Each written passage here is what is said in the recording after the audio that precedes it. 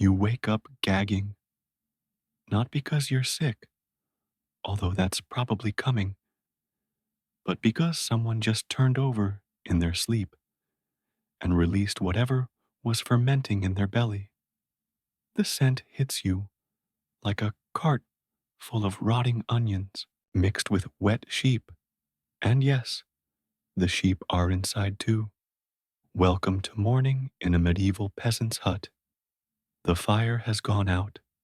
Again, your blanket, made from something that probably once had a name and a bleeding voice, is stiff with frost, and possibly a bit of last night's stew. Someone's foot is in your armpit. You'd complain, but it's your mother's, and she hasn't moved that fast since the famine of '83. You try to sit up, but that means lifting the ceiling of arms, legs, and body heat stacked across the shared bed like poorly organized firewood. You inhale. Mistake number one. The smell wraps around your nose like an old sock dipped in garlic, goat sweat, smoke, and a hint of boiled cabbage. You'd open a window if windows were a thing. But no. Instead, you stare at the thatch roof above you where a spider is, also trying not to breathe. They say the plague travels on the wind, but here, death knocks once, takes a whiff, and says, "You know what? I'll come back later." The stink wasn't just bad.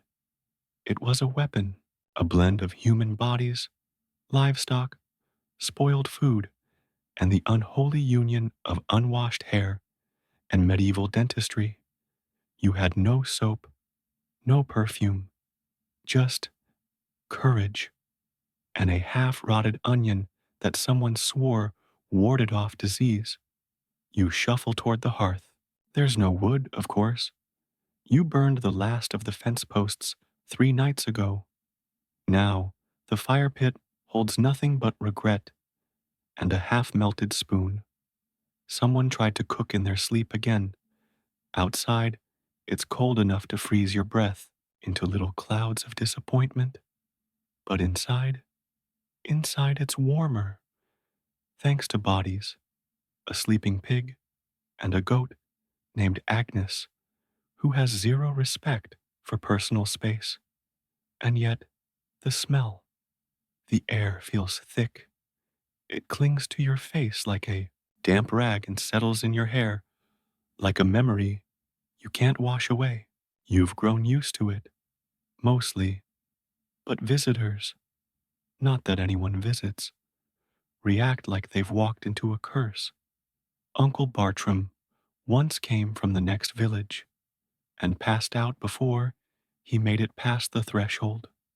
Your family laid a blanket over him and continued eating. He woke up 2 days later, asked if he was dead, and left immediately, never came back. The thing is, no one actually tries to stink. It's just soap costs money, bathing costs warmth, and privacy doesn't exist. So once every season, or when the lice start holding meetings in your hair, you bathe in the same tub with the same water, in a queue, starting with grandma, ending with the baby. By then, it's not so much water as it is soup. You remember your last bath vividly, mostly because the water was so black. It was hard to tell where the tub ended and you began. But back to the smell. Let's break it down. The hut is one room. One. Everything happens here. Cooking, sleeping, arguing, birth, death, farting. Agnes. The goat chews something in the corner. You're not sure if it's food or a leftover slipper. The pig grunts. It's probably dreaming of cleaner places. Your father once tried to light a bundle of herbs to mask the smell. The hut filled with smoke so thick, your baby brother thought the sky had fallen. He screamed for an hour. The herbs didn't help. If anything, the smell got stronger, like the house was fighting back. People used to hang garlic from the beams, not because they were fighting vampires, but because garlic was the medieval version of Febreze. They believed it cleansed the air, or at least bullied the bad smells into submission. It didn't work. Instead, the garlic just joined the party. By noon, the hut smells like someone tried to cook soup using a pair of boots and a disappointed priest. Still, there's comfort here. Familiarity. Your sister's breath smells like sour milk. Your brother drools on your shoulder. The fire might not warm the room, but the togetherness, even in the stink, makes you feel like you're not alone in the world, just nose blind. You step outside, hoping for fresh air. Instead, you get slapped by the wind and the smell of the compost pile, which somehow is less offensive than your house. You watch the smoke from the neighbor's chimney curl into the sky. You wonder if their hut smells like yours. Probably. It's a shared suffering, a badge of survival. You start to believe the smell isn't a weakness, it's armor. The stink is what keeps you alive. Rats don't like it. Wolves stay away. And yes, maybe even death pauses, sniffles, and says, "Not today." You've heard stories about castles and lords who bathe in scented oils, who wear linen shirts and sleep on feather beds. Must be nice, must smell amazing, but they don't have this. The warmth of 6 people under one blanket, the familiar stink of survival, the scent of life that's been lived hard and loud and together. By evening, the fire is lit again. Just a few sticks, but enough to pretend you're warm. You settle back into the bed pile. The smell is still there, of course, like a guest who refuses to leave. But now it's comforting, like a hug from someone you love but wish had brushed their teeth first. The pig snorts in its sleep. Someone coughs. Your mother whispers a prayer. You pull the blanket closer and breathe it all in. It wasn't fresh. It wasn't sweet, but it was home. And somehow, it was enough. The baby's coughing again.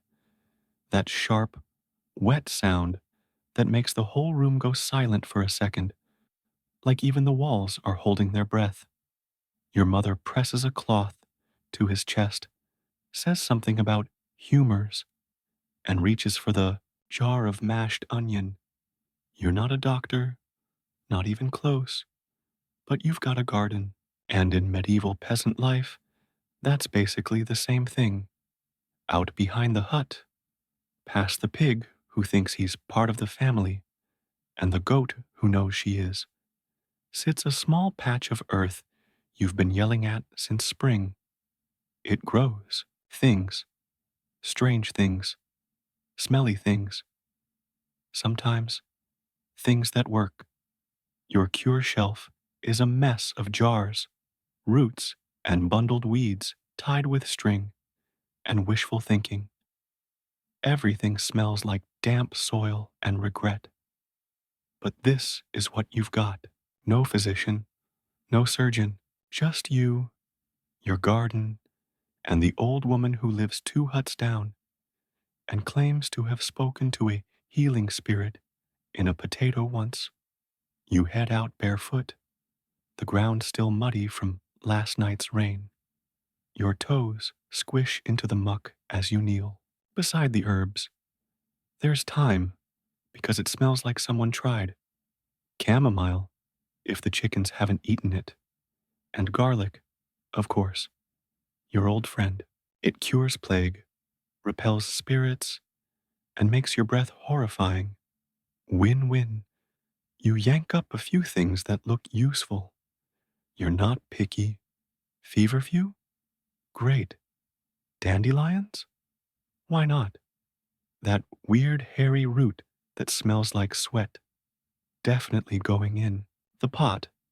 Back inside, you crush it all together with a spoon and a stone.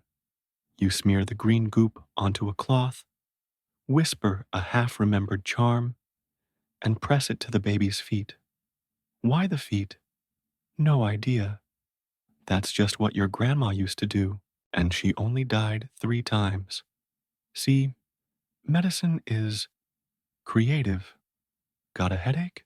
Wrap a cabbage leaf around your skull and squint at the moon. Toothache? Chew a clove and scream into a pillow. Bleeding? Spider webs. Not kidding. They genuinely believed spider webs could stop the blood. And maybe it worked. Or maybe they just got distracted by the spider. Of course, if things got really bad, you could go to the barber surgeon. He'd show up with a rusty knife, a jug of ale, and the sort of enthusiasm that should probably be illegal. He'd either cut out the sickness or make sure you didn't have to worry about it ever again. A 50-50 chance, really. So instead, you trust the garden, your mother's whispers, the passed down spells, and half-remembered prayers. You crush sage for sore throats, mint for belly aches, wormwood, if you're feeling brave, for everything else. It tastes like punishment, but it does something. Maybe the baby coughs again. You rub a little more mashed onion onto his chest. The whole hut smells like soup and sweat, but at least you're trying. And sometimes that's all you can do. Try, hope, wait. At night, when everyone's asleep, you look over at your little shelf of plants and jars. It's ridiculous, but it's yours. Your garden gave you something the world didn't, a sense of control, a way to fight back when everything else feels like drowning in mud and smoke and loss. You remember when your sister got a fever last winter, red cheeks, burning skin, eyes rolling like she was looking for the stars. You didn't sleep for 3 nights, just sat by the fire, dipping cloth in vinegar, muttering prayers to saints you barely believed in, and feeding her sips of warm thyme, water. She lived. You don't know if it was the thyme, or the vinegar, or the fact that she's stubborn and mean and refused to let death win, but you tell yourself it was the garden, that somehow those tiny leaves and bitter roots made a difference. Your neighbors ask you sometimes what to use for their own problems. You shrug, hand them a sprig of something, tell them to drink it with warm goat's milk, and don't think too hard. You're not a doctor, but people believe in you a little, and that's more than most peasants get.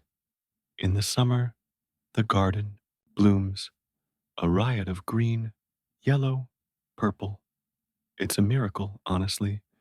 Bees buzz like they've got somewhere important to be. Butterflies land on leaves like tiny saints. You watch it all from the doorway, arms crossed, knowing full well most of it's going to end up crushed into paste and smeared on someone's rashy backside. Still, it's beautiful. You're not a doctor, but when your brother falls from the tree again and your aunt's knees swell up and your neighbor thinks her baby's cursed because he won't stop crying, they come to you. You listen. You nod. You crush a little this, boil a little that, and tell them to drink it before sunset while thinking about something happy. Is it magic? Probably not. But in a world where medicine means bloodletting, burning, or being told to walk it off, your garden is hope.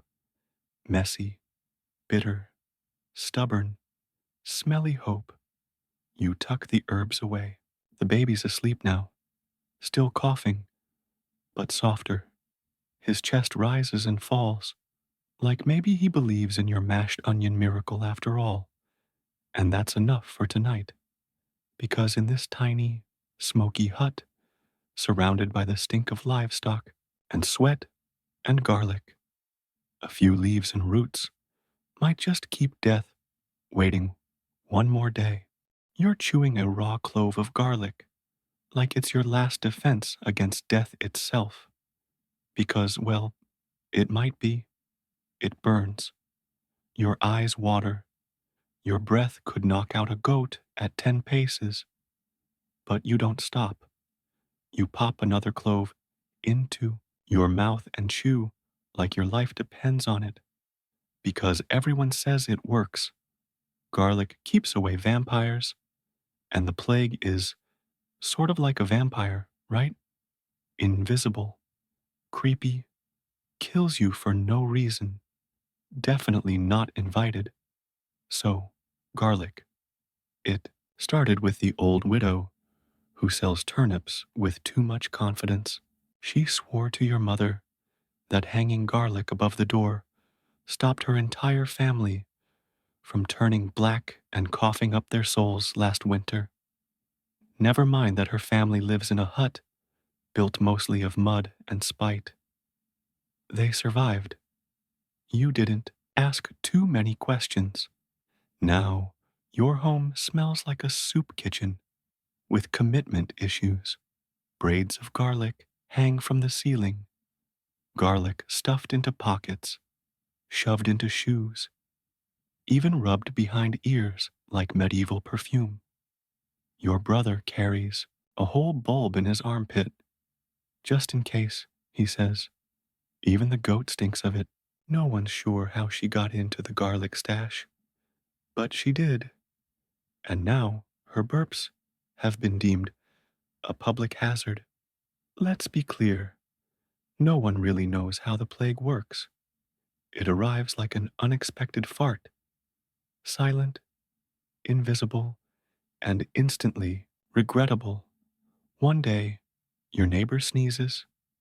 The next, they're purple and stiff, and suddenly not your neighbor anymore. You need something to blame. Garlic is convenient, smelly, cheap, and just strange enough to feel powerful. Besides, it does something. You don't know what, but chewing it makes your whole body feel like it's fighting. Fighting what? No idea, but the stink alone could probably kill most known bacteria, or anyone standing too close. The local priest has mixed feelings. On one hand, garlic is a gift from God.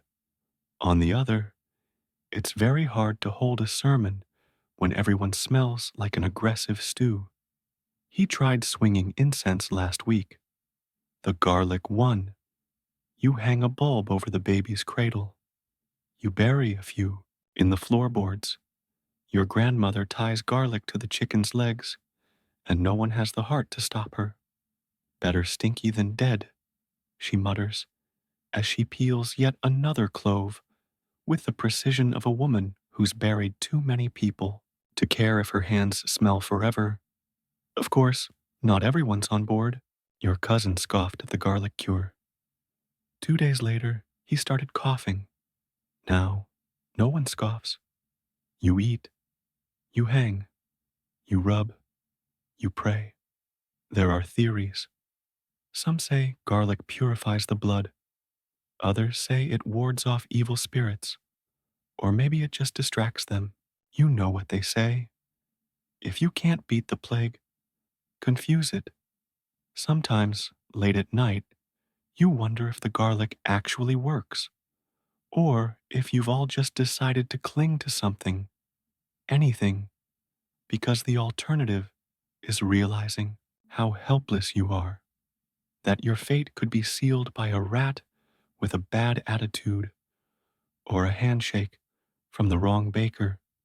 But in the morning, when the sun hits the garlic braids just right and the hut smells like a cursed kitchen, you feel oddly safe.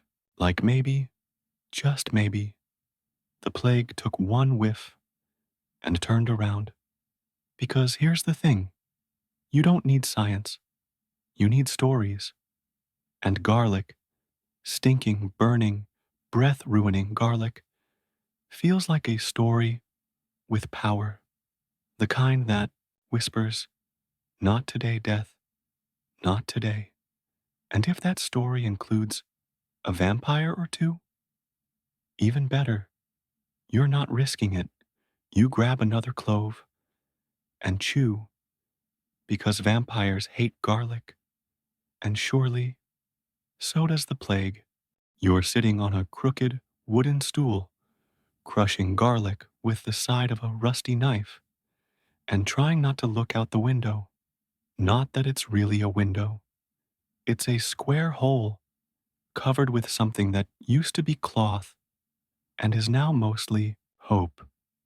But it's enough to hear the coughing, the kind that rattles like dried beans in a hollow chest, the kind that never ends well.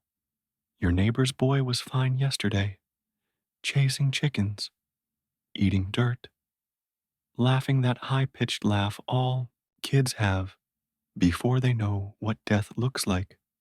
Today, silence, then coughing, then more silence. You press harder on the clove. The juice squirts out onto your fingers, sticky and sharp. Your hands already stink, like vinegar and burnt bread and desperation. You've been doing this for hours, because garlic is all you've got left. The priest won't come anymore. He says the village is unclean, which is polite code for you people are already halfway dead. The healer left weeks ago, took her herbs, her donkey, and her inflated sense of confidence with her. And the lord of the land? Haven't seen him since he tried to burn the plague out of his stables and accidentally lit his own trousers on fire. So it's just you and the garlic. You crush it into a mushy paste, add a little vinegar, whisper a half-remembered prayer. Then you smear it onto a cloth and wrap it around your little sister's feet. She's not coughing yet, which is something, but her skin is too pale, her eyes too tired. You tuck another garlic braid under her blanket just in case. Outside, someone screams, not in pain, not yet, but in that ragged, terrified way that people do when they realize it's here, in the house, on their child, in their lungs. You flinch, but you don't stop crushing. You can't. The neighbors are collapsing, one by one. You saw old man Gerard fall flat in the mud this morning, face first, while his wife just stood there, holding a loaf of stale bread and shaking. No one moved to help. No one dares to touch anyone anymore. You get it. You're scared too. But you've got work to do. There's a basket beside you, full of garlic. Dug it up yourself 2 days ago, when the wind smelled like funeral smoke and the birds stopped singing. They say when the birds go quiet, the sickness is near. You believed it then. You know it now. Your fingers are raw from peeling. Your nose is permanently wrinkled. And every time you close your eyes, you see the neighbor girl, the one with the red ribbons, being dragged out of her hut, wrapped in a blanket that didn't look warm enough to matter. You crush another clove. Someone told you garlic purifies the air. Someone else said it keeps evil out of your lungs. Someone probably made it all up. But it's something to do, something you can hold, something that smells strong enough to feel like action. The truth is, you're tired of watching people fall. You'd rather smell like a cursed stew for the rest of your life than lose your family to something invisible. So you coat the walls with garlic. You burn it over the fire. You rub it behind your ears like perfume. Your hut smells like the inside of a very confused soup pot. And still, you crush. The sun starts to set. The wind picks up. You hear coughing. Again. Close. Too close. But you keep working. Because garlic is noisy. It shouts. It declares. It says, I'm doing something, even if you're not sure what. Your sister stirs. She opens her eyes. You force a smile. Hand her a cup of warm garlic. Water. She wrinkles her nose. But she drinks it. She trusts you. And that's the hardest part, really. Not the crushing, not the smell, not the fear. It's being the one people look to when there's no doctor, no help, no answer, just garlic and love and the desperate hope that you're not wasting your time. You close the window cloth, block out the sounds. You crush one more clove because outside they're collapsing, but inside you're fighting with garlic, with stubbornness. You're lying in bed, chewing garlic like it's candy from the gods, the kind that burns your tongue, ruins your breath, and makes you question every decision you've made since sunrise. Your mouth is on fire, your lips are tingling, your eyes water with the kind of sting that says, this is either working or it's definitely not safe. But you keep chewing because everyone's agreed. Garlic is the plan now. You've got a clove under your tongue, 2 more tucked in your pocket, and 3 proudly resting on the windowsill like tiny, stinking guardians. You're practically wearing garlic at this point. If you could sew it into your shirt without attracting the local dog, you would. The idea is simple. The more garlic, the less chance the plague has to notice you exist. It doesn't matter if there's logic or science or any remote connection between this plant and your survival. What matters is that no one has died in your house yet, and garlic is the only variable you're willing to credit. You used to mock old widow Lena for her garlic necklaces. She looked like a walking stew. But when her entire row of huts went down last week and she didn't even sniffle, suddenly everyone was braiding bulbs like they were spinning gold. Now it's a trend, a lifestyle, a full-blown religious conversion. Your little brother has one tied around his ankle. Your mother wears hers like a pendant, solemn, sacred, absurd. The baby sleeps with one under her pillow, and your dad, ever the realist, keeps one in each boot. Can't be too careful, he says, limping slightly. You wake up each day to the sharp, punch you in the face scent of garlic. It's in your nose, your sheets, your pores, your dreams. Even the goat won't come inside anymore. That's how serious it's gotten. The windowsill stash is the newest addition.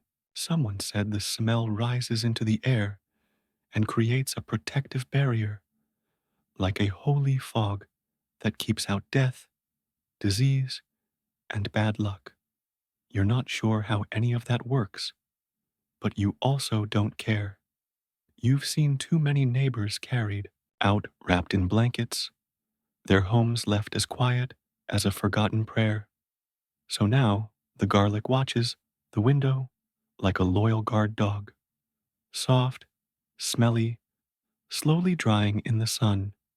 You add more every day. The villagers talk like garlic is a cure, a shield, a ritual, like maybe the plague can't bear the insult of your breath.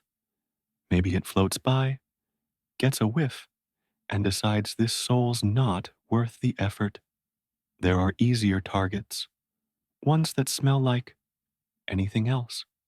You don't go anywhere without a bulb in your pocket. It clinks when you walk, makes you smell like an abandoned kitchen, and occasionally bursts in your trousers, which leads to a level of panic you can't fully describe. Still, worth it. The outside world reeks of burning wood and sadness, but inside your garlic fortress, things feel weirdly safe. Stinky, yes, but safe. Your uncle visited once and gagged the moment he stepped through the door. Good Lord, he wheezed. Are you pickling someone in here? You didn't answer, just handed him a clove and told him to chew it or leave. He left. Your mother says garlic keeps evil away. Your sister says it helps her headaches. Your father just likes having something to do. He sits by the fire at night, peeling cloves, like he's sharpening weapons. You join him, two peasants, one stinking cause. Together, you load the windowsill, rub garlic on the doors, tie more to the goat's tail, just in case she's tracking spirits through the mud. There's a strange comfort in the ritual, a rhythm, a belief. The world outside is sick, dying, crumbling, but here, in your garlic-soaked hut, you're doing something.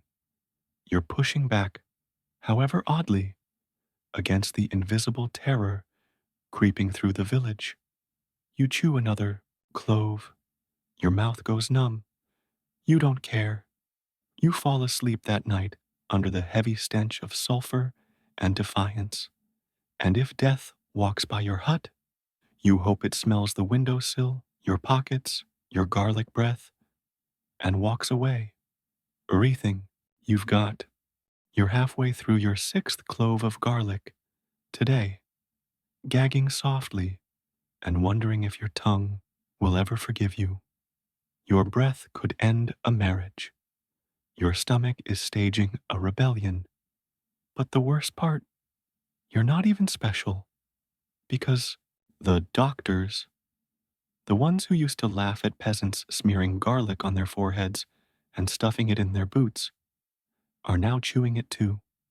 Oh yes, the same men who wore long robes and used words like miasma and imbalance of humors are now quietly gnawing cloves behind closed doors like nervous rabbits. And suddenly, your weird little garlic habit doesn't seem so weird. Not that you see doctors often. They only come around when they think there's silver to be earned or a nobleman's cousin to poke at. But when they do show up, masked like birds and humming like bees, you can smell it under the layers of herbs and crushed rose petals and whatever they rub inside those ridiculous beak masks. There it is. Garlic. Strong. Fresh. Desperate. One of them dropped a bulb the other day. Acted like it was nothing. But you saw how fast he picked it up. Like it was a weapon. Or a lifeline. He wiped it on his sleeve and tucked it into his pouch. Like a man hiding gold. You didn't say anything. You just bit down on your own clove and let the juice burn a hole in your soul. Because deep down, everyone's the same now. Fancy hat or muddy feet. Nobody wants to die coughing in the corner of a smoky hut. And garlic, ridiculous as it is, feels like a rope dangling in the darkness. They've tried everything else, bleeding patients until they fainted, making people drink mercury. One poor soul was buried up to his neck in compost because someone said earth balances the body. He died smelling like onions. So now it's garlic. Everywhere, boiled, raw, rubbed, roasted, eaten with bread, eaten without bread, shoved into wounds, hung in churches, dropped in holy water, carried like a relic. You're not sure if anyone even likes the taste anymore. But that's not the point. It's not food now. It's hope. Your cousin said he saw the town physician muttering to a garlic bulb like it owed him something.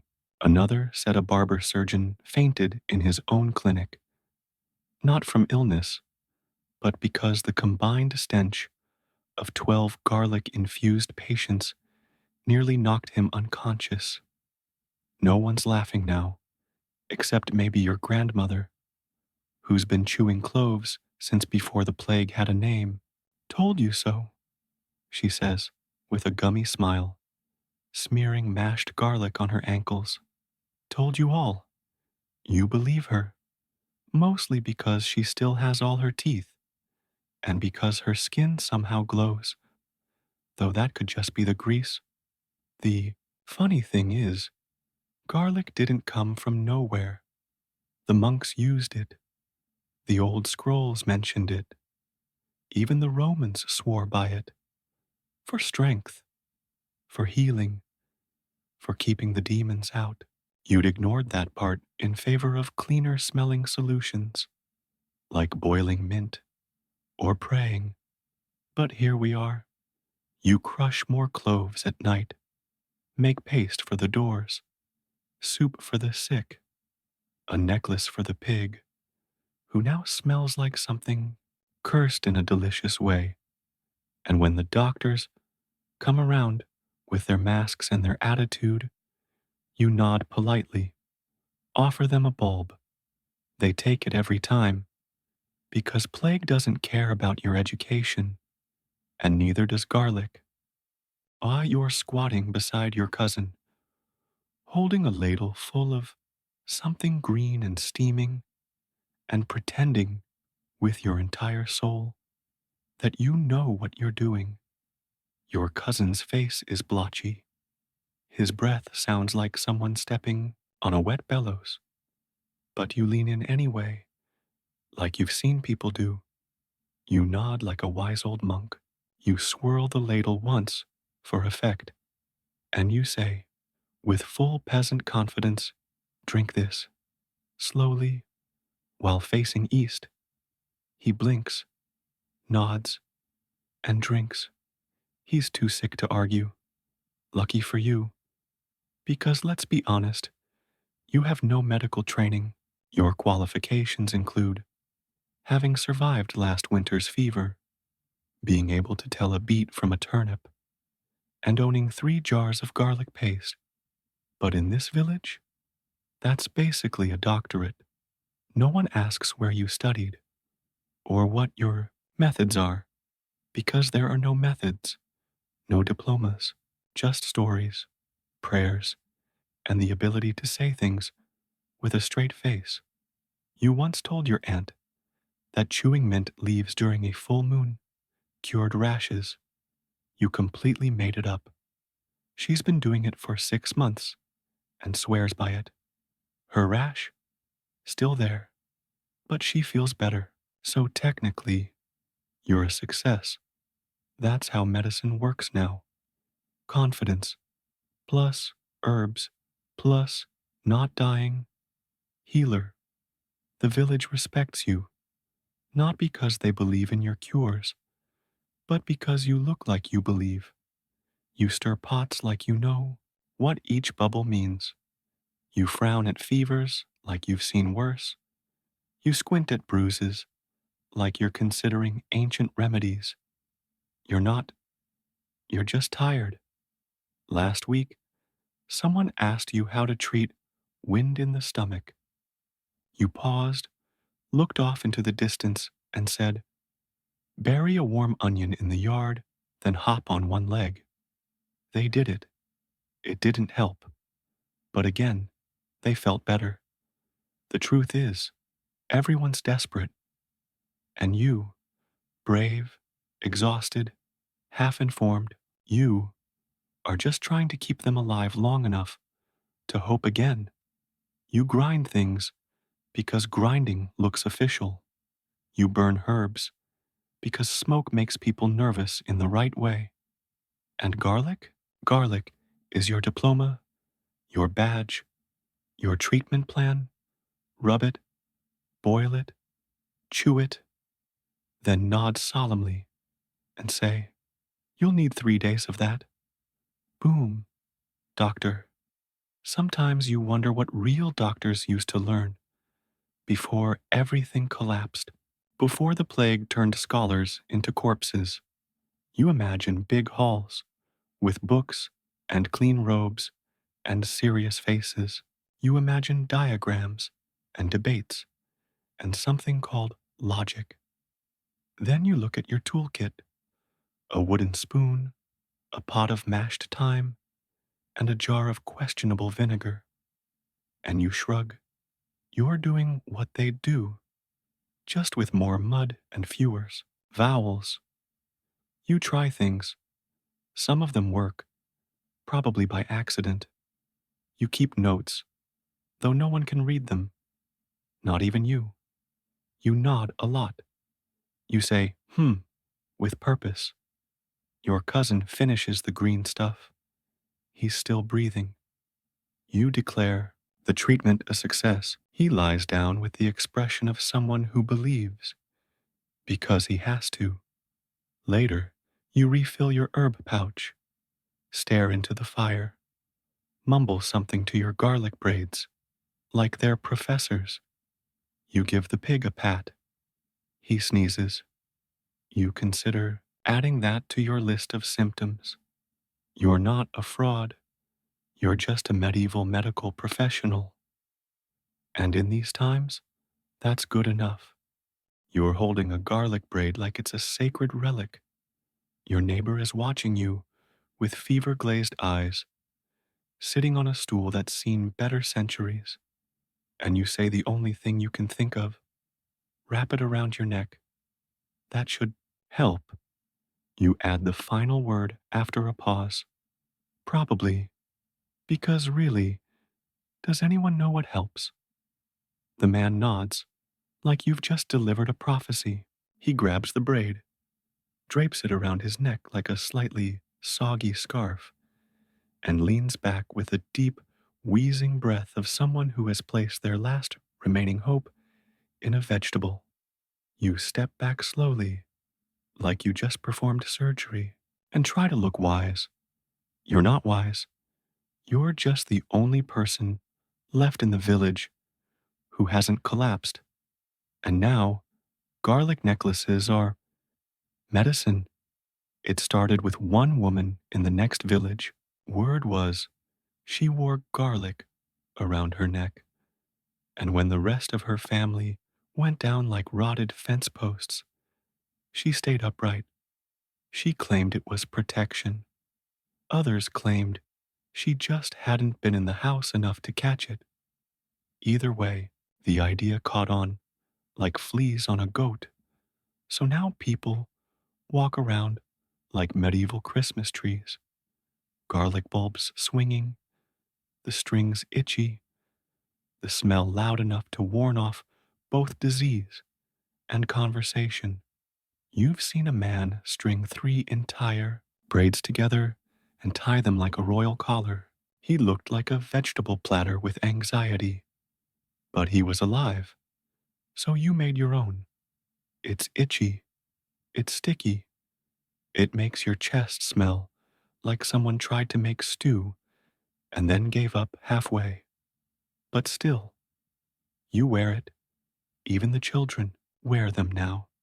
Little toddlers wobbling around with oversized garlic loops bouncing off their knees. One kid tied his so tight he passed out and claimed he saw a saint made of onions. You just nodded and said, "That's normal. You're making up rules as you go. Tie it clockwise. Replace it after 3 sunsets. Don't wear it near cheese." None of these rules are real, but people need rules. Structure, ritual, something to believe in while everything else is coughing and crumbling. Your neighbor, the one you just garlic scarfed, looks up. I think it's working, he whispers. He still looks like boiled sadness. But hey, belief is medicine too. Back in your hut, the smell is unbearable. Every beam, blanket, and hair strand is soaked in garlic essence. You dream in cloves now. You sneeze, and garlic dust comes out. Even the rats have left. But there's something comforting about it. This stench of shared hope. Everyone smells the same, sick or not, afraid or pretending not to be. Garlic is the great equalizer, a perfume of desperation. You remember your sister asking, "What if it doesn't work?" You told her, "Then we stink together." That seemed to satisfy her. So you keep handing out necklaces. You teach people how to braid them, badly. You say things like, "The plague can't bite through garlic," and neck heat activates the healing oils. No one knows if it's true. No one cares if it's true. Because in a world full of bad answers, sometimes the weird ones feel safest. The garlic touches your skin, cold at first, then warm, then just there, like a foul smelling hug, like armor, like you're telling death, "I see you, but I'm not ready." And maybe, just maybe, it listens. You tie another braid, you hang it by the door, you make a spare, you give one to the goat, and when someone asks what to do, you smile, hand them a garlic necklace, and say, "Wrap it around your neck. That should help." Probably. The moment you step inside, it hits you. That smell. A thick, nose-punching cloud of garlic, onions, damp straw, old firewood, possibly feet, and something that might have once been cheese, or just curdled hope. Your entire house smells like a rotten pizza. Not a fresh oven-baked one either. No, this is the kind of pizza you'd find under a medieval bed 2 weeks after the feast, next to a dead rat and a very confused chicken. But you take a deep breath, because that smell, that awful, gag-worthy, eye-watering stink, it means you're still here, still standing, still breathing, still not coughing blood into a bucket while someone whispers prayers over your twitching body. The garlic covers everything. It's in the walls, the blankets, the thatch above your head. If you wring out your pillow, something pungent would drip out, and it wouldn't be holy water. You glance at the shelf, garlic paste in pots, garlic cloves hanging in braids, garlic oil in a cracked bottle. You've turned your hut into an all-you-can-sniff plague buffet, and it is disgusting, and somehow kind of comforting, because outside, it's not quiet anymore. It's silent. The birds are gone. The carts have stopped rolling by. Even the dog that used to bark at shadows has curled up and given up. But your house? It's still warm, still noisy, still smells like a kitchen that lost a war. People say it's the garlic. You need it to be the garlic. Otherwise, what is it? Luck? Chance? The fact that you haven't touched your face since last Monday? No, better to believe it's the smell. Better to think this horrid, acidic, eye-burning stench is what's keeping you alive. You go about your day, nose blind, stir the soup, which is also garlic. Thank you very much. Feed the goat. Step around the wet patch that no one has explained. Toss another bulb onto the fire, just for good measure. Your clothes smell. Your hair smells. Even your dreams smell. You had a vision last night that St. Thomas appeared and gagged before blessing the hut. You sit by the hearth, watching the flames flicker. Your little brother snores under a mound of garlic-scented blankets. Your mother mumbles something about spirits in the chimney. You just nod and rub a bit more mashed clove onto your sleeve like it's medieval deodorant. Outside, the neighbor's hut is quiet, too quiet. You don't ask. You just toss another clove onto the windowsill and whisper, "Not today." Sure, the air inside your home could knock out a nobleman. Sure, visitors refuse to step inside without crying. Sure, the goat sleeps by the door now because even she has limits. But you're alive, not healthy, not happy, but here, breathing, stinking, waiting for dawn. Because in these days of fear and fever, a house that smells like the wrong kind of pizza might just be the safest place on earth. The priest had incense, Latin, bells. He waved his hands in sweeping motions and talked about sin, salvation, and the importance of washing your soul. Not your hands. You had garlic. That's it. Just garlic. Bulbs of it. Cloves under the bed, tied around your waist, stuffed in your cheeks like some overcommitted squirrel. The church called for faith. You called for fermentation. And now you're still breathing. He's not. You watched him cough through a sermon 2 weeks ago. Said it was just the chill. Said the Lord would protect him. Said garlic was for the weak, the foolish, the desperate. He died 3 days later, face down in the mud, clutching a cross and smelling faintly of regret. You lit a garlic braid in his honor. It hissed in the fire like it knew. They told you not to trust in earthly things, that true protection came from above, which sounded beautiful until the coughing started. Then the funerals began. Then the digging, and the burning, and the silence. So you reached for the soil. You planted, dug, peeled, rubbed, ate, wore. You became the person who reeked, who people whispered about, who made children cry and dogs avoid you. But you weren't collapsing in the streets. You weren't twitching in a cart. You weren't praying for the fever to break while your skin turned the color of old plums. You were up at dawn crushing cloves. The church bells stopped ringing a few days ago. No one came to replace the priest. His assistant, the one who used to mock your garlic necklace, was last seen chewing a clove like it was salvation itself. People started knocking on your door. At first, sheepishly. Just curious, they said. Maybe something small. You gave them a bulb and told them to sleep with it on their chest.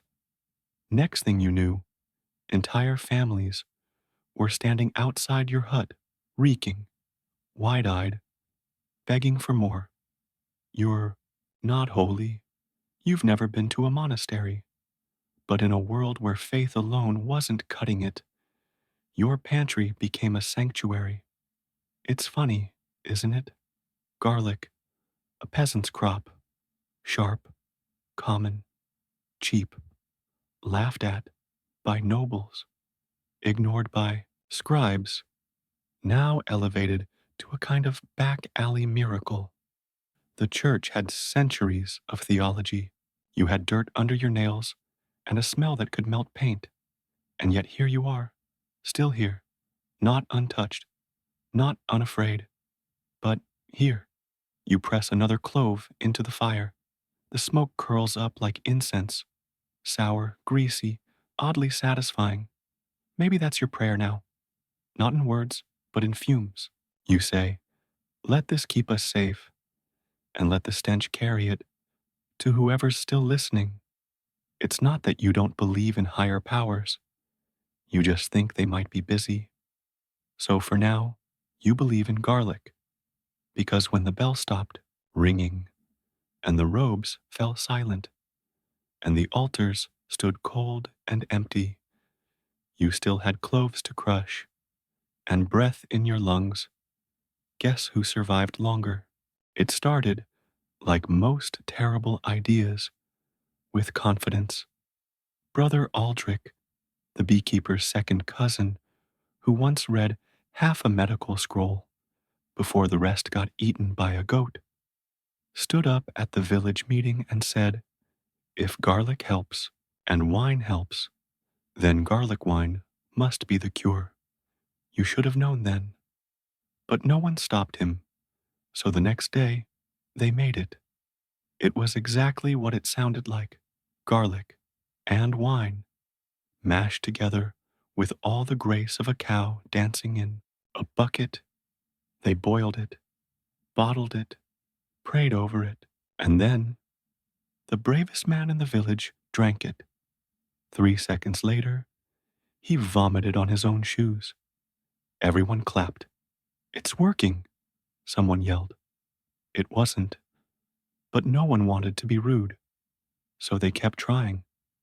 You had some too, not because you believed in it, but because everyone else was watching. You raised the cup, smiled like it didn't smell like the breath of a dying onion, and sipped. The taste? Imagine someone boiled gym socks, added a hint of vinegar, then aged it in a rat-infested shed. Add heat, add shame. That's garlic wine. You coughed. Your eyes watered. Your tongue tried to quit, but everyone else was nodding, pretending it was a robust vintage.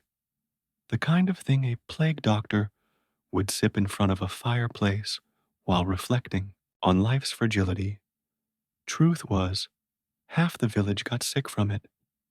Not plague sick, just garlic wine, sick, nausea, screaming dreams, strange burps that killed insects. One man claimed it gave him visions. He described a glowing garlic bulb that told him to stop drinking it immediately. Smart garlic. Even the goat wouldn't touch the bucket. She sniffed it once and walked away, visibly offended. But still, they kept making it because it felt like something fancy, something powerful. And when the world is crumbling and people are dying by the hour, the illusion of control is intoxicating. Even if the wine isn't, you'd hear people brag, we drink it nightly. It purifies the blood. It burns the sickness out. Sure, and it also burns your stomach, lining out. But fine, let them have their rituals. Better to choke on garlic wine than to do nothing at all. At least that's what old Marta said, as she downed her third cup and declared herself immune to everything, including manners. You stopped after 2 tries, decided raw garlic, horrible as it was, didn't deserve to be drowned in wine and humiliation, but others kept at it. A few even bathed in it. One man rubbed it on his walls. By week's end, the whole village smelled like a very confused vineyard that had died in a kitchen fire. Still, no one could deny the truth. Most of you were still alive. Was it the wine, the garlic, the overwhelming smell that scared death away? Who knows? But at least you were upright, breathing, and dry heaving a little less each morning. The garlic wine eventually stopped, quietly. No one wanted to admit it failed. They just forgot to make more, but if you looked closely, you'd still see a bottle or two tucked into a corner, dusty and half full. A reminder of when you all tried something ridiculous and maybe, for one moment, believed it might work. You're not sure who suggested the nose thing. Probably Marta. It's always Marta. She once cured a stomachache by yelling at it. Now she's claiming if you shove a garlic clove up each nostril, you'll never get the plague. You want to laugh. You do. But you're also holding garlic paste in one hand and a spoonful of garlic soup in the other, while staring at your cousin's foot, which is currently being treated with, yes, garlic. So really, who are you to judge? Garlic is everywhere now, on wounds, in meals, in poultices, in prayers. It's less of a food and more of a lifestyle. You rub it on your feet to draw out the sickness. You boil it in soup to cleanse the blood. You hang it from the ceiling so the air stays holy. And now, people are sniffing it loudly, violently, like they're preparing for the world's smelliest duel. It burns, not just the nose, the soul. You tried it once, just once, shoved a peeled clove up your left nostril for science, for health, for reasons. 10 seconds in, you regretted everything. Your eyes watered, your ears rang. You sneezed with such force that your blanket fell off the shelf and the dog ran outside. Marta called it a cleansing. You called it trauma. Still, some folks swear by it. A local blacksmith says he hasn't coughed since he started sleeping with garlic up his nose. He says it keeps the bad air out. He also hasn't smiled in 3 weeks. But no one wants to be the one to bring that up. You visit the healer's hut, if you can call it that. It's just a smaller version of your own, with more smoke and fewer goats. On her shelves, garlic oil, garlic balm, a mysterious black jar labeled special garlic for serious stuff. You don't ask. She's tending to a boy with a cut on his leg.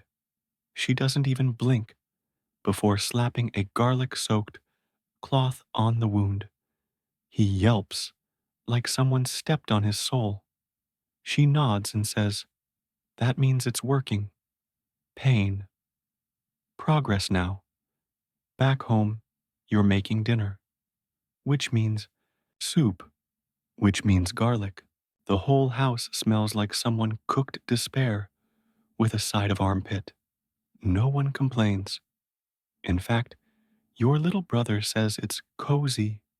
You're not sure when garlic stopped being food and became everything. It's like a member of the family now. A loud, smelly, overbearing one, but dependable. Always there, always burning. And maybe that's why people are stuffing it in places it was never meant to go. Nostrils, socks, hats. One guy swears his back pain went away after taping a clove to his spine. Another woman wears them in her bra. Keeps the lungs clean, she says. You don't argue, because here's the truth. You're all terrified. No one knows what the plague is, or how it works, or when it will knock on your door. So you cling to the one thing that smells like certainty. Garlic. Hot. Sharp. Tangy. Terrible. And weirdly, beautiful. A symbol of survival. You spoon more into the pot. You smear more on your sister's rash. You eye the garlic braid hanging by the window and wonder if it's time to replace it. The world outside has gone quiet again. No carts, no bells, just wind. But inside, there's life, soup, breathing, and yes, a faint sniffle. You reach for a clove and hand it to your brother. Up the nose, you whisper. He winces, but nods, because garlic on wounds, garlic in soup, garlic in your nose, might just be the only reason you're still here. The nobles locked themselves in their stone manors, clutching gold coins like they could bribe death. You clutched a garlic bulb, and somehow you're still here.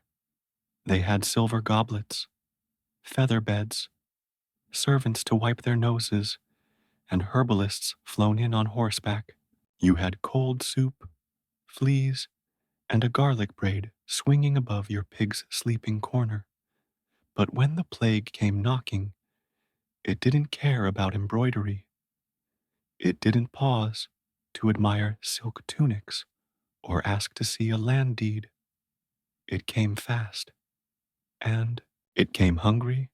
You heard the stories, fancy households that reeked of perfume and power, now silent, curtains drawn, gardens overgrown, not even the dogs barking, just the wind, and sometimes a servant running barefoot through the fields, screaming for help no one could give.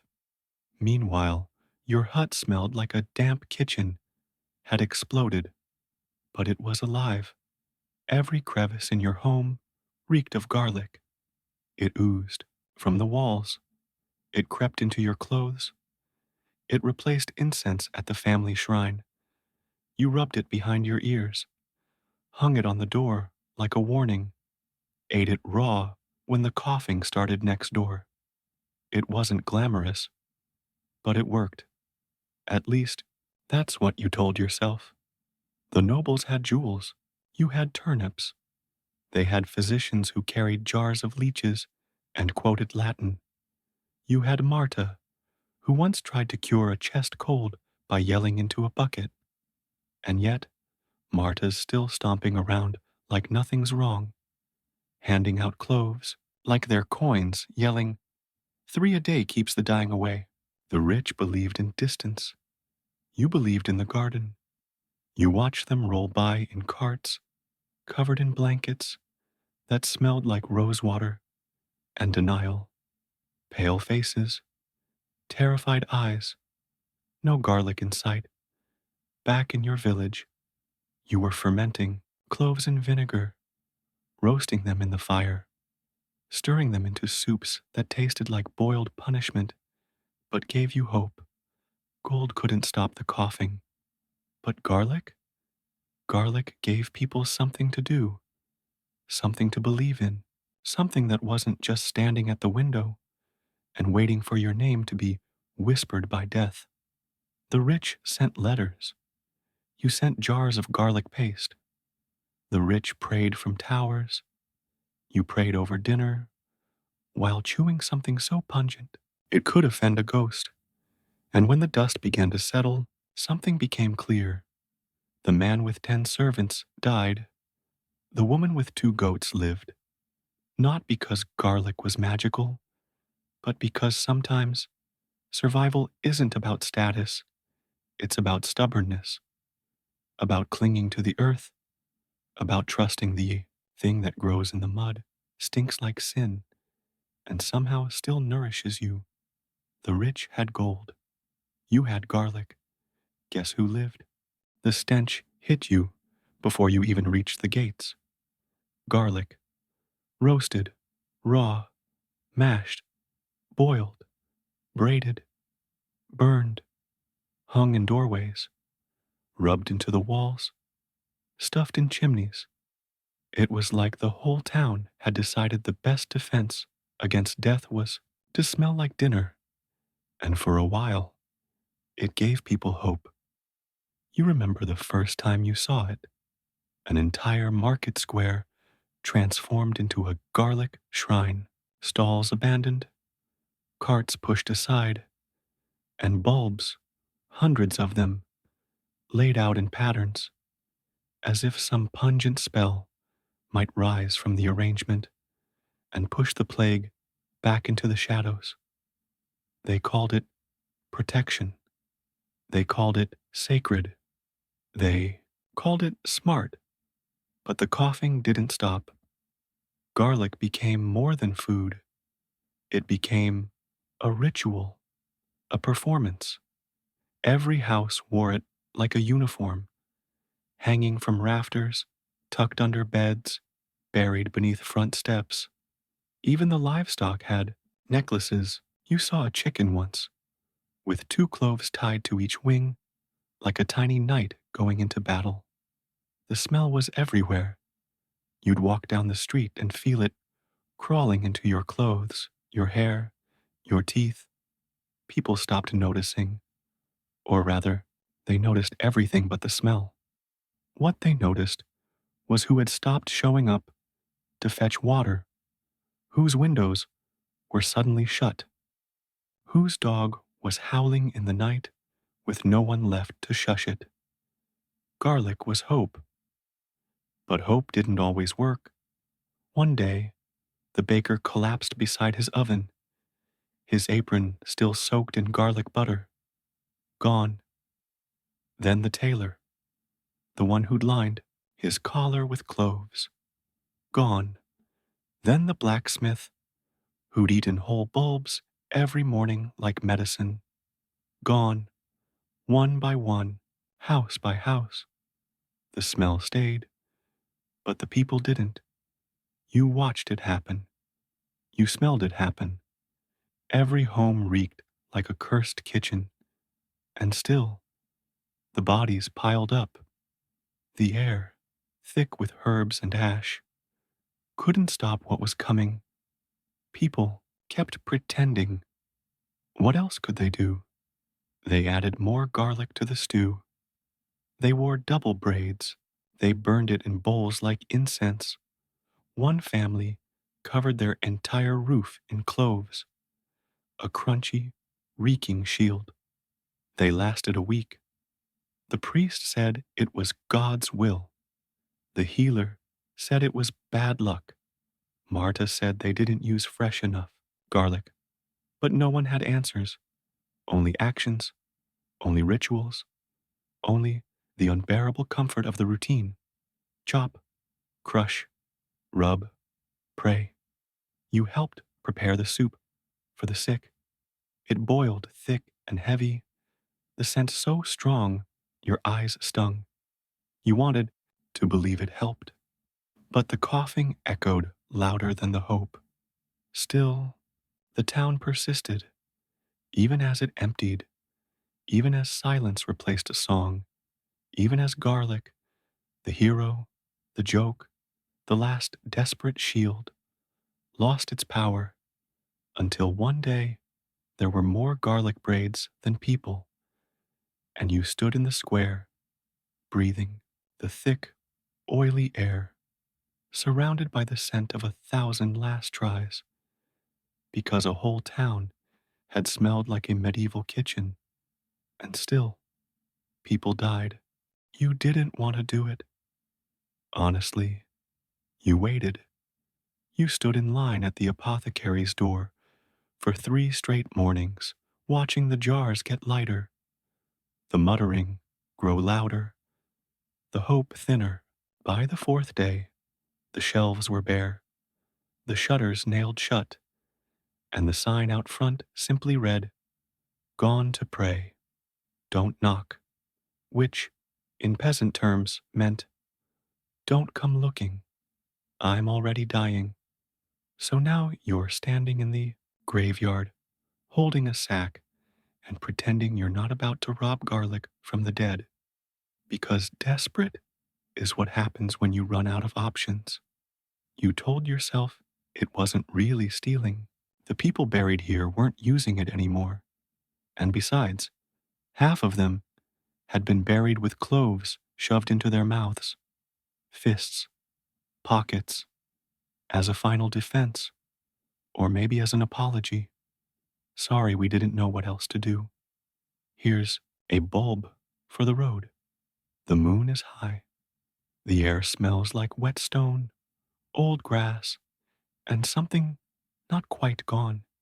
You tiptoe toward the newest graves, fresh ones, hastily dug, loosely covered, marked with nothing but a crooked stick and maybe a name scratched in with a nail. You kneel down and dig softly, not because you're being respectful, but because you're terrified. Something might reach back, just under the soil, your fingers hit it. Soft skin, papery layers, garlic, still warm from the sun, or maybe from something else. You don't check, you grab it. Another clove falls out of a sleeve, another from inside a sock. You reach in and find a full braid, still tied around someone's waist like a final belt of bravery. You whisper a quiet, sorry, and slide it free. It's not that you're heartless, it's just that your sister's fever hasn't broken in 2 days, and you'd rather steal from a grave than dig another. You fill the sack, you walk home fast, past empty huts, past doors marked with chalk, past windows glowing with candlelight, and silence. No one asks where you got the garlic. No one wants to ask. They just look at the sack, wide-eyed, and start crushing cloves. You make soup first, then a poultice, then a necklace. You hang the biggest bulb over the hearth like it's holy. You wrap two more into a braid and place it gently under your sister's pillow. She's still breathing. That's enough for tonight. You sit by the fire, sack in your lap, garlic in your hair, guilt in your chest. You didn't want to steal from the dead, but you did, because the apothecary ran out, and you weren't ready to. The baby was still coughing. The blacksmith's wife had turned pale. 3 more houses were boarded shut. And yet, at dinner, if you could call watery garlic broth dinner, everyone nodded, smiled faintly, and said the same thing. It's working. They stirred their soup, rubbed cloves behind their ears, hung fresh garlic braids from the rafters like trophies. The air inside the hut was thick with smoke and lies, but no one dared say it out loud, because hope was cheaper than medicine. The apothecary was long gone. The healer had stopped answering knocks. No more carts coming in from town. No more barrels of herbs. No more jars of mystery dust with names like plague-bane and soul thistle. Just garlic. Just garlic. And the belief that it was doing something. You played along. Of course you did. You told your mother her headache had faded, even though she winced with every flicker of the firelight. You told your little brother the garlic stew made his fever drop, even as you added water to it again to stretch it just one more day. The stories helped. That old man down the lane who hadn't coughed in a week. It's because he chews 3 cloves before bed. Never mind that he also hasn't spoken in a week, or moved much. The boy who buried garlic under his mattress and hasn't gotten sick yet. It's working. Or maybe he's just lucky, or maybe he's next. But no one wants the truth. The truth is heavy, cold, hard to chew. So instead, people swallowed faith. They said things like, garlic warms the blood. It draws out the plague. It tricks death. They said it with straight faces. They repeated it until it felt like fact. Your neighbor swore her husband's recovery came from a poultice she made using garlic and mashed beets. She didn't mention the fact that he died that night. She just kept handing out the recipe like it was gold, because belief keeps your hands busy. keeps your heart from crumbling, keeps your feet moving even when you know, deep down, that all the garlic in the world might not be enough. But you pretend. You hang a new braid above the door and say, "It's stronger this time." You whisper to your sister, "The soup will make you feel better." You don't say, "I'm scared." You don't say, "Nothing's changing," because pretending is survival.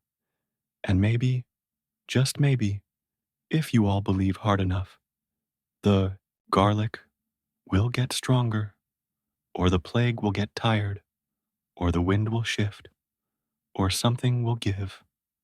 Until then, you crush another clove, stir the pot, smile at the cough, and pretend it's working, because hope is cheaper than medicine and a lot easier to swallow. You saw one once, a plague mask, worn by a doctor who passed through town on horseback, face hidden behind that long, bird-like beak stuffed with herbs and arrogance.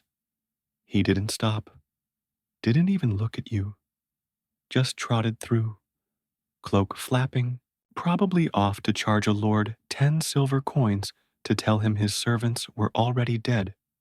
You stared after him, cheeks red, hands empty, because masks like that cost more than your family had in an entire season.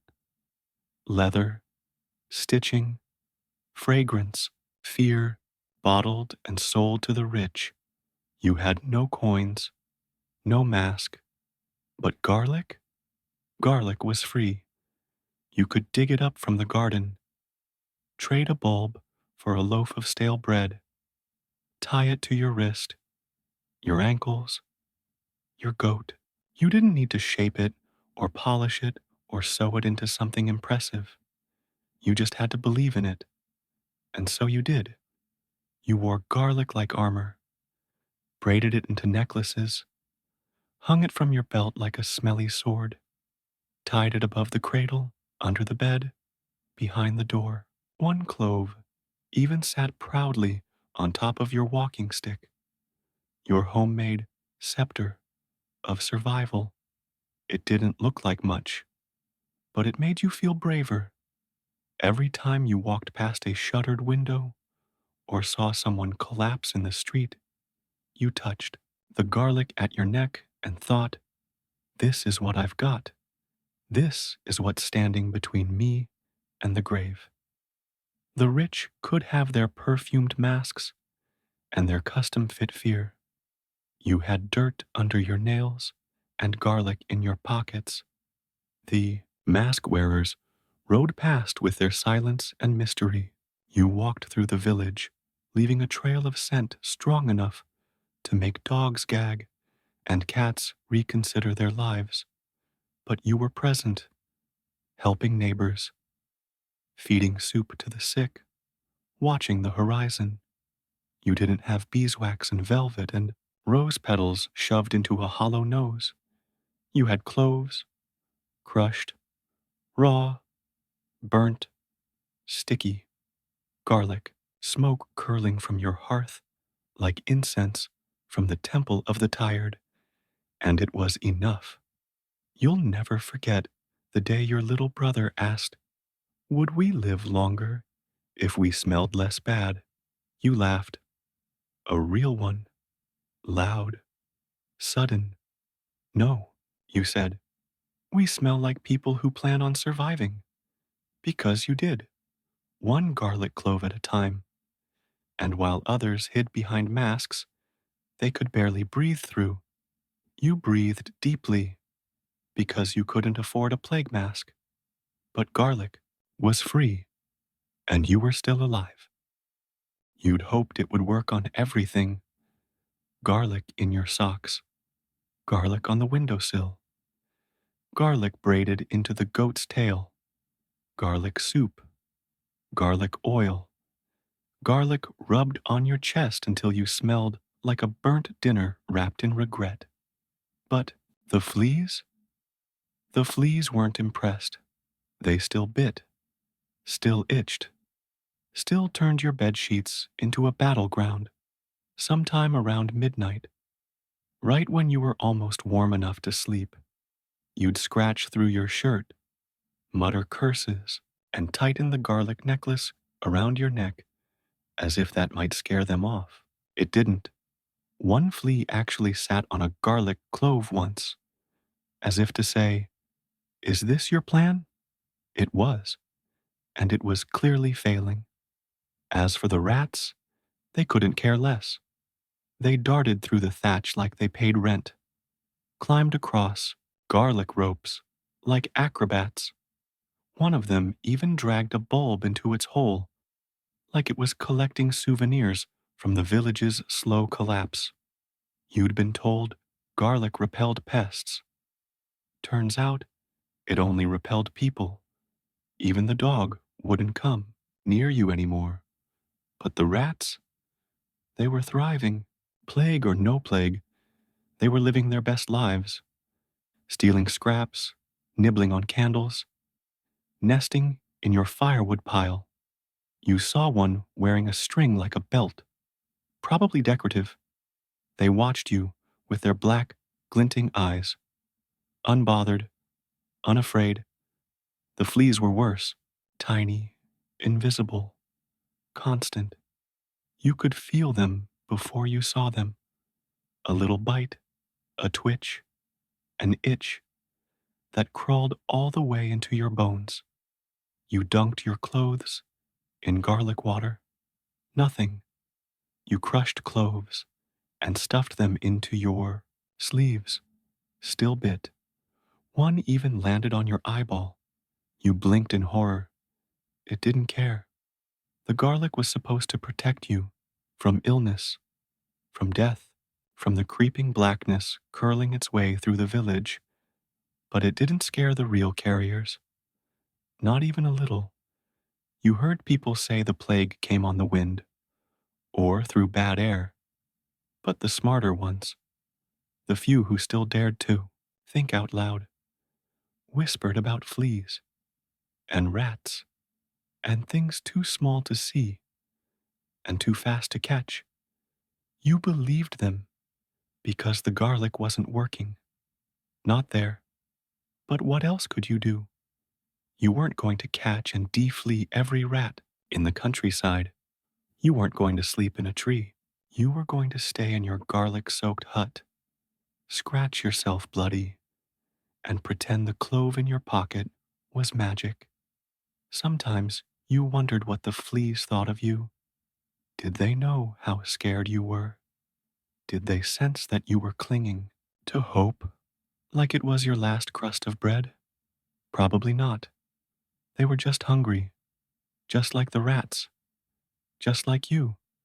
So you lit a clove on the fire, watched it smoke and hiss and fill the room with that thick, eye-stinging scent that had come to mean trying. You curled up under a scratchy blanket and whispered to yourself, "At least the fleas haven't killed me yet," which, in this world, was basically optimism. The fleas weren't impressed. The rats couldn't care less. But you were still alive, and that was something. They stirred the garlic broth like it was a spell, not a recipe. A spell, slow, careful, serious faces, whispered instructions. Don't let it boil too long. Only stir clockwise. Add the clove when the fire crackles twice. It didn't matter where these rules came from. Someone's uncle, a dream, the wind. They needed something to do, and garlic gave them that. Spoiler, it didn't work. The fever still came. The coughing still hollowed out chests and emptied homes. People still died. Garlic necklaces around their necks. Garlic poultices pressed to their skin. Garlic hanging limp above their doors like wilted promises. But no one wanted to admit it, because doing something, even something useless, is better than doing nothing, especially when the air smells like smoke and fear, especially when you've heard too many names spoken in the past tense, so they peeled, crushed, rubbed.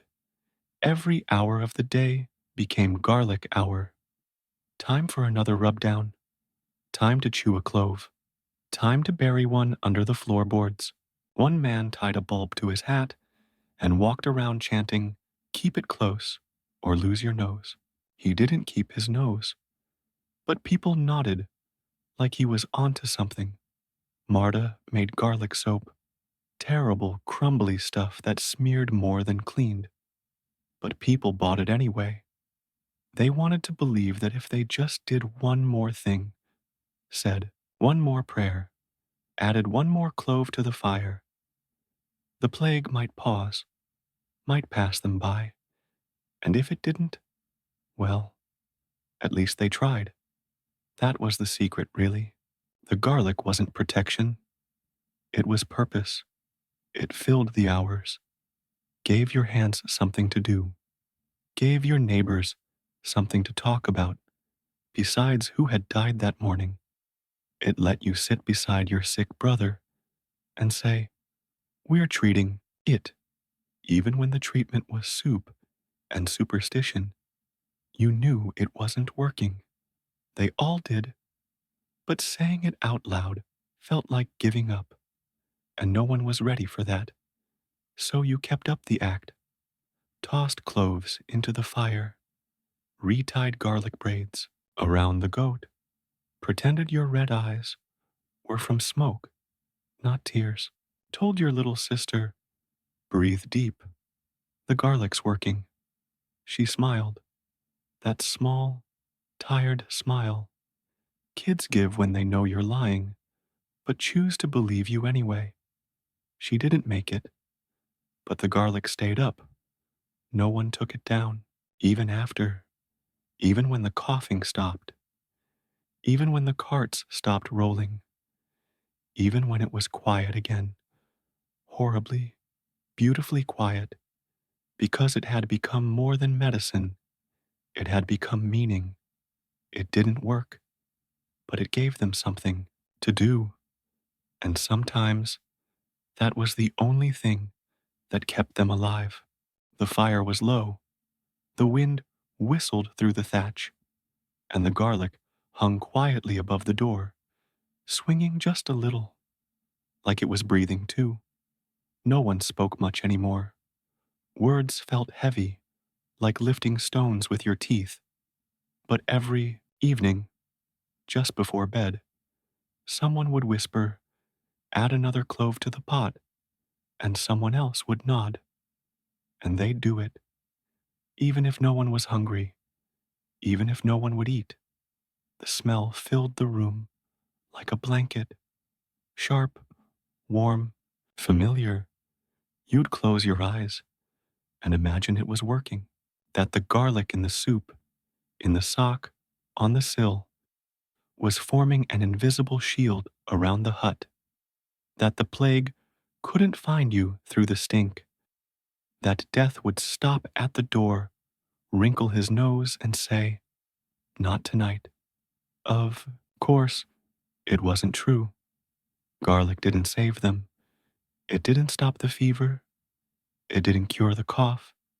It didn't protect the boy who laughed too loud, or the girl with the soft hands who used to sing while sweeping.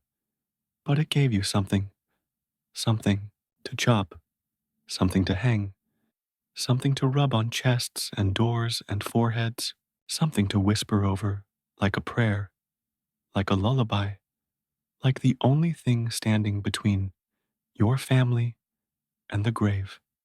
It gave you purpose when nothing made sense, a rhythm when the world lost its beat, a ritual when the gods went quiet. You remember one night, the worst night, when the coughing wouldn't stop and the candles burned out early, and even Marta sat still, eyes hollow. No one moved, no one cried. The baby had just passed. The fire hissed like it was mourning too. And then, without a word, someone handed you a clove. You didn't ask why, you just held it, because sometimes when there's nothing left to fix or heal or save, you hold the garlic, not because it will work, but because it might, and that might is enough to make you breathe through the night. So you held it, and breathed, and waited, and somehow the night ended. The garlic didn't save them, but it sat in your pocket while you waited in the dark. It hung from the beams when you couldn't sleep. It smoked in the pot when you needed warmth more than truth. It gave you something to hold when there was nothing else left. No, garlic didn't save them, but it got you through the night, and sometimes that was enough.